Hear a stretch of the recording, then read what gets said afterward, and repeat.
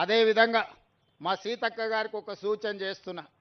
మా సహచర మంత్రివర్గ సభ్యులు, రాజ్యసభ సభ్యులు, లోక్సభ సభ్యులు, శాసన మండలి సభ్యులు, శాసన సభ్యులు, మా గ్రేటర్ హైదరాబాద్ మేయర్ గారు, డిప్యూటీ మేయర్ గారు మా ఇందిరమ్మ చీరలు కట్టుకోవాలి.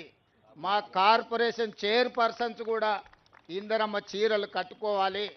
మా ఐఏఎస్ ఐపీఎస్ అధికారులు కూడా ఇందిరమ్మ చీర కట్టుకొని ప్రజలందరికీ కనిపించే విధంగా మీ సోదరుడు రేవంత్ అన్న తెలంగాణ ప్రభుత్వం ఇచ్చిన చీర మా ఆడబిడ్డలందరూ కట్టుకున్నారు, కట్టుకుంటారు.